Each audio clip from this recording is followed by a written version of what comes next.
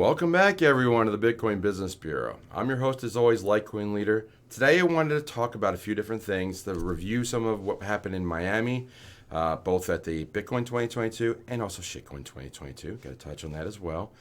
And just talk about some general trends in crypto today. And I just wanted to set some tones. I know that there's a lot going on in the world. There's lots to keep up with.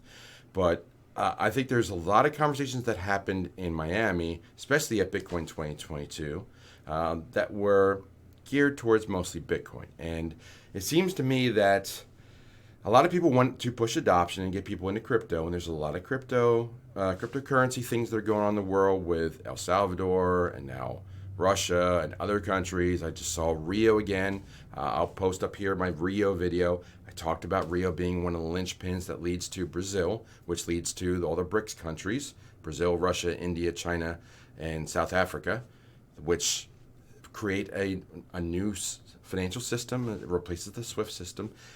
Rio and Brazil are a big linchpin, and that's a top 10 economy in the world. So that's big. So at the conference, we talked a lot about Bitcoin and adoption, and there were two general trends. First trend, which was actually very topical at Shitcoin, was altcoins versus Bitcoin. And then, of course, the Bitcoin 2022 event, Bitcoin 2022, was entirely a maximalist conference. There was no discussion about any other coins.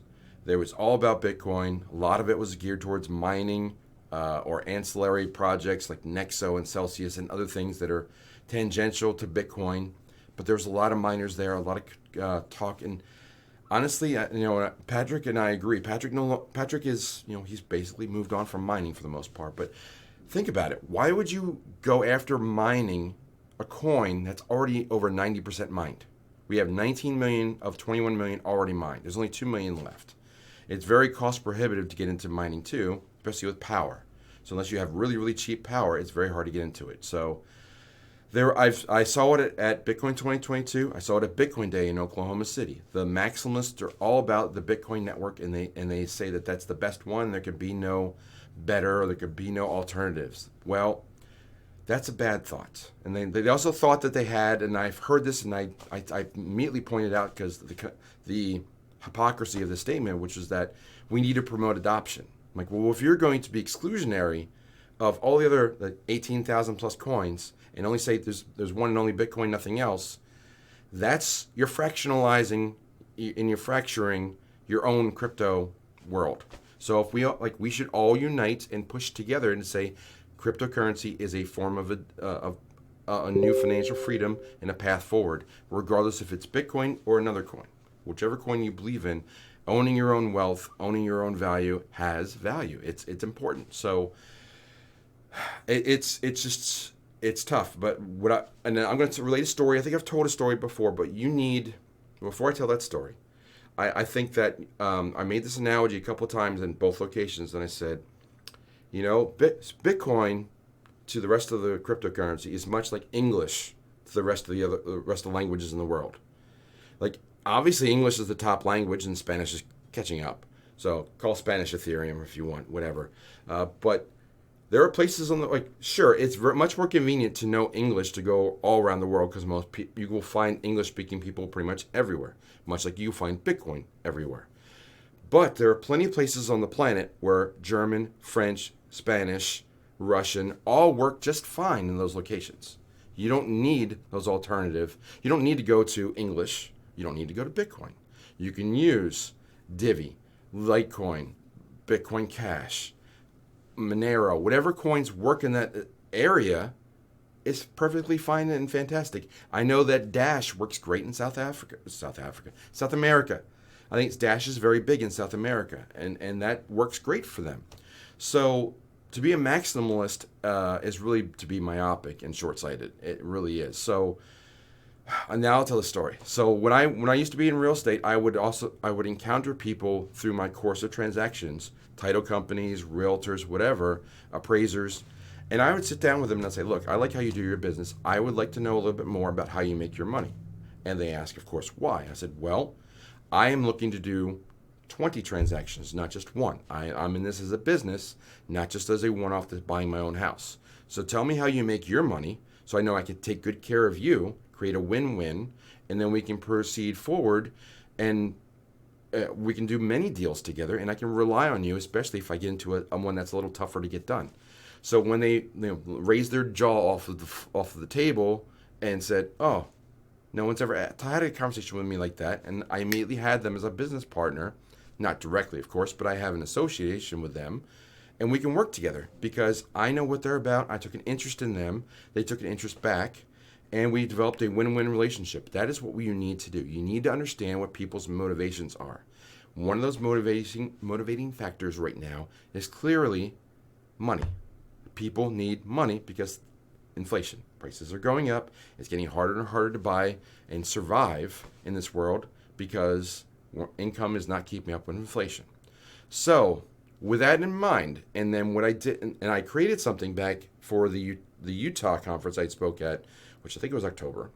It was a relatively cheap conference. It was a one day, I think it was $40. And I created a website with Joanna's help, of course, of get40bucks.com. But it all started from this business card. And this was the second version of my business card. And I'm going to bring it closer.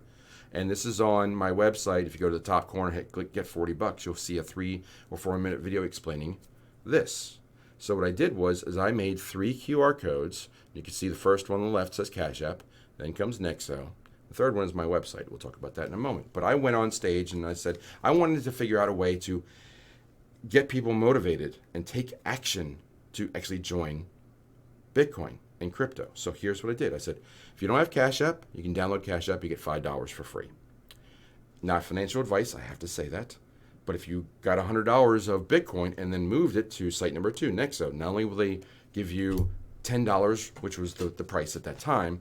It's fluctuating. It might even be higher now. It might be 25, but they'll give you more money in 30 days for joining that site. So now you have 5 plus at the time 10. That's 15. Where does the other $25 come from to get 40 bucks? When you deposit money into Nexo, you now have an immediate credit line. 50% of whatever you deposit is an immediate credit line. So if you deposit $100 of Bitcoin, you get $50 of credit that you can immediately tap and buy more Bitcoin, put it in your bank, whatever. Conservatively speaking, if I just gave you 5, hold on a second, drop the card. So, picking up the card there. So, if I've given you $5, let's get this close. I've given you $5 of Cash App, and I've given you 10 to 25 in Nexo. Let's call it 10. That's 15. I said get 40 bucks. Where did the other 25 come from? Well, you got a $50 credit line on Nexo. You can borrow 25 of that, half of it. Be conservative. You can put it in the bank. You can buy more Bitcoin. You can do whatever you want. In fact, if you buy more Bitcoin, they'll give you another $12.50 of credit. So it's kind of a win-win. And when I did this, all right, in 60 seconds, I said, here's 40 bucks I just paid for your ticket. Would you like to hear more? I'm speaking upstairs at the top of the hour. So I filled the room.